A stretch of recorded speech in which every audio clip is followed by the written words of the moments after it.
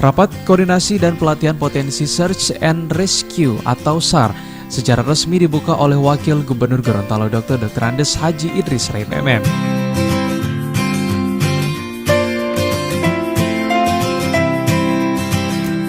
Kegiatan yang berlangsung di Ballroom Hotel Damhil, Kota Gorontalo tersebut diikuti 80 peserta utusan dari instansi pemerintah daerah, TNI Polri, dan organisasi potensi SAR di Provinsi Gorontalo.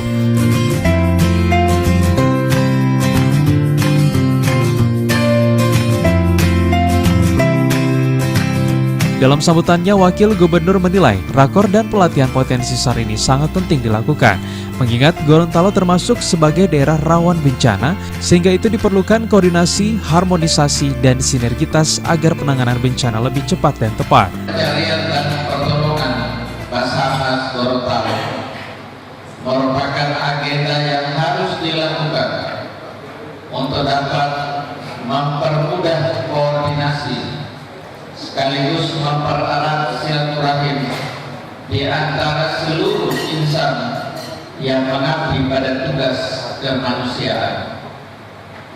Pelaksanaan kegiatan ini saya harapkan bukan hanya merupakan acara seremonial belaka, namun yang lebih penting agar dalam kegiatan ini saudara-saudara dapat memformulasikan materi yang akan diberikan serta dapat bermanfaat sehingga saudara menjadi aset potensi SAR yang mampu membantu dan melaksanakan tugas pencarian dan pertolongan di wilayah Provinsi Gorontalo.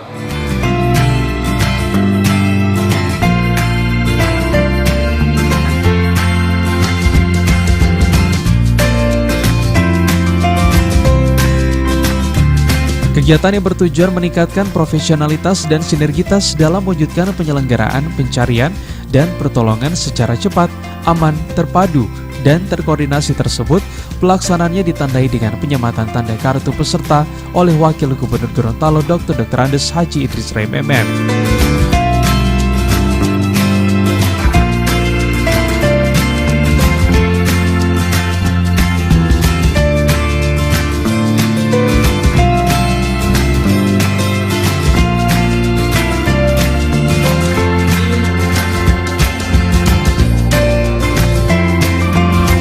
Liputan Advertorial Mimosa TV.